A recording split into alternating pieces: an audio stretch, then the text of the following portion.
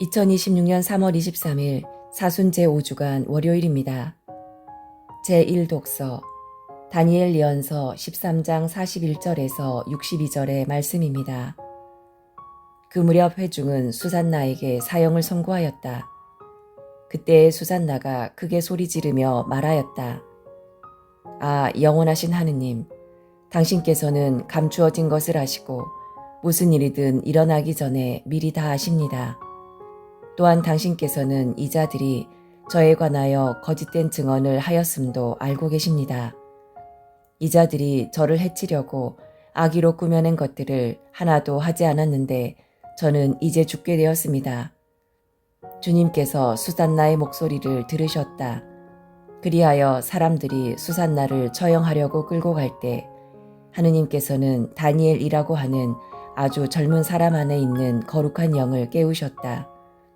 그러자 다니엘이 나는 이 여인의 죽음에 책임이 없습니다 하고 큰 소리로 외쳤다. 온 백성이 그에게 돌아서서 그대가 한 말은 무슨 소리요? 하고 물었다. 다니엘은 그들 한가운데에 서서 말하였다. 이스라엘 자손 여러분, 여러분은 어찌 그토록 어리석습니까? 신문을 해보지도 않고 사실을 알아보지도 않고 어찌 이스라엘의 딸에게 유죄 판결을 내릴 수가 있습니까? 법정으로 돌아가십시오. 이 자들은 수산나에 관하여 거짓 증언을 하였습니다. 온 백성은 서둘러 돌아갔다. 그러자 다른 원로들이 그에게 말하였다. 자, 하느님께서 그대에게 원로주의를 주셨으니 우리 가운데에 앉아서 설명해 보게. 다니엘이 저들을 서로 멀리 떼어 놓으십시오. 제가 신문을 하겠습니다. 하고 말하였다. 사람들이 그들을 따로 떼어 놓자 다니엘이 그들 가운데 한 사람을 불러 말하였다. 악한 세월 속에 나이만 먹은 당신, 이제 지난날에 저지른 당신의 죄들이 드러났소. 주님께서 죄 없는 이와 의로운 이를 죽여서는 안 된다고 말씀하셨는데도 당신은 죄 없는 이들에게 유죄 판결을 내리고 죄 있는 자들을 놓아주어 불의한 재판을 하였소.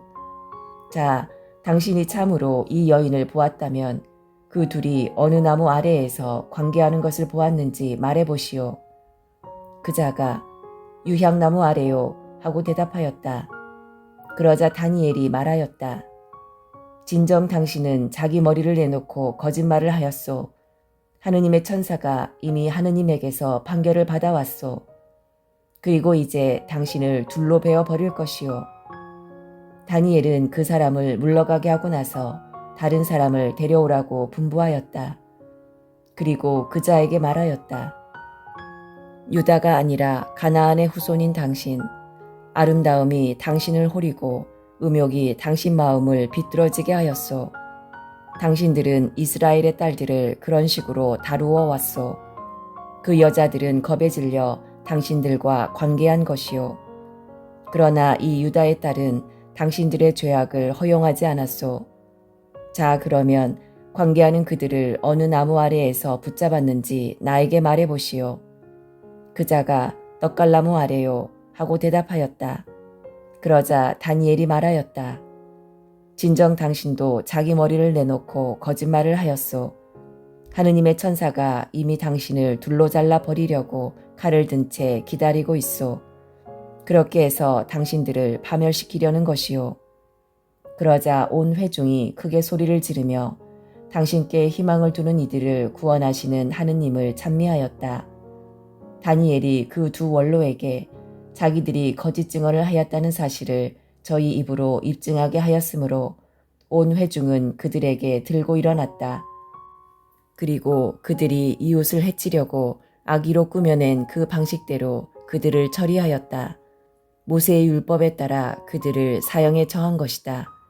이렇게 하여 그날에 무죄한 이가 피를 흘리지 않게 되었다. 주님의 말씀입니다. 화답송. 어둠의 골짜기를 간다 하여도 당신 함께 계시오니 두려울 것 없나이다. 주님은 나의 목자, 아쉬울 것 없어라. 푸른 풀밭에 나를 쉬게 하시고 잔잔한 물가로 나를 이끄시어 내 영혼에 생기 돋우어 주시네. 어둠의 골짜기를 간다 하여도 당신 함께 계시오니 두려울 것 없나이다. 당신 이름 위하여 나를 바른 길로 이끌어 주시네. 어둠의 골짜기를 간다 하여도 당신 함께 계시오니 두려울 것 없나이다. 당신의 막대와 지팡이 저에게 위안이 되나이다. 어둠의 골짜기를 간다 하여도 당신 함께 계시오니 두려울 것 없나이다. 원수들 보는 앞에서 제게 상을 차려주시고 머리에 향유를 발라주시니 제 술잔 넘치도록 가득하옵니다. 어둠의 골짜기를 간다 하여도 당신 함께 계시오니 두려울 것 없나이다. 제 한평생 모든 날에 은총과 자애만이 따르리니 저는 오래오래 주님 집에 사오리다. 어둠의 골짜기를 간다 하여도 당신 함께 계시오니 두려울 것 없나이다. 복음, 요한이 전한 거룩한 복음 8장 1절에서 11절의 말씀입니다. 그때 예수님께서는 올리브 산으로 가셨다. 이른 아침에 예수님께서 다시 성전에 가시니 온 백성이 그분께 모여들었다.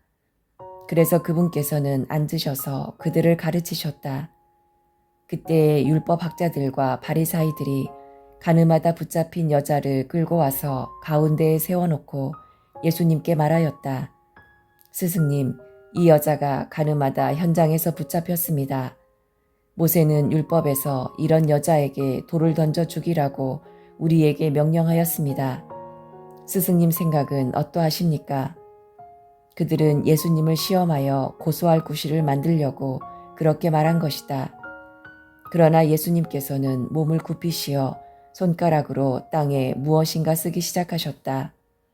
그들이 줄곧 물어대자 예수님께서 몸을 일으키시어 그들에게 이르셨다. 너희 가운데 죄 없는 자가 먼저 저 여자에게 돌을 던져라. 그리고 다시 몸을 굽히시어 땅에 무엇인가 쓰셨다. 그들은 이 말씀을 듣고 나이 많은 자들부터 시작하여 하나씩 떠나갔다. 마침내 예수님만 남으시고 여자는 가운데에 그대로 서 있었다. 예수님께서 몸을 일으키시고 그 여자에게 여인아, 그 자들이 어디 있느냐?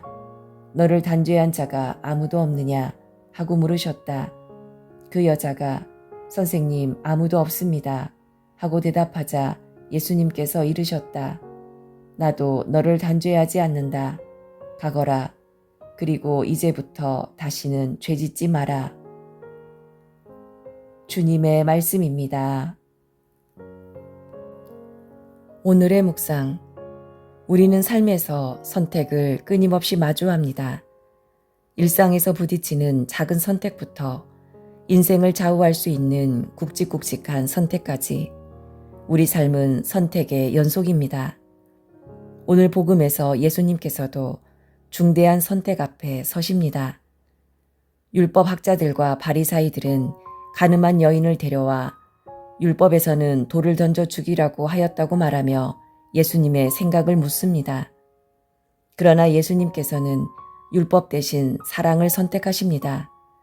여인은 죄를 지었지만 예수님께서는 그를 단죄하시지 않고 용서하십니다. 이는 율법을 버린 것이 아니라 사랑으로 율법을 완성하신 선택이었습니다. 예수님께서는 우리에게도 물으십니다. 선택 기준은 무엇인가? 율법인가? 사랑인가? 무심코 돌을 던져 이웃에게 상처를 준 적은 없는가? 예수님께서는 말씀하십니다. 너희 가운데 죄 없는 자가 먼저 저 여자에게 돌을 던져라. 이 말씀 앞에서 우리는 결국 손에 쥔 돌을 내려놓을 수밖에 없습니다. 사람들이 모두 떠난 자리에서 예수님께서는 여인에게 자유를 주십니다. 나도 너를 단죄하지 않는다.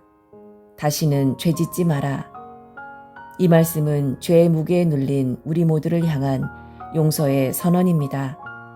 사순 시기를 지내며 우리는 판공성사로 주님과 멀어진 관계를 회복하고 마음속 단죄의 돌을 내려놓아야 합니다. 주님께서 용서하신다는 믿음 안에서 새로운 삶을 시작합시다. 예수님의 말씀이 우리 안에서 살아 움직이도록 마음 깊이 새깁시다. 나도 너를 단죄하지 않는다. 가거라. 그리고 이제부터 다시는 죄짓지 마라.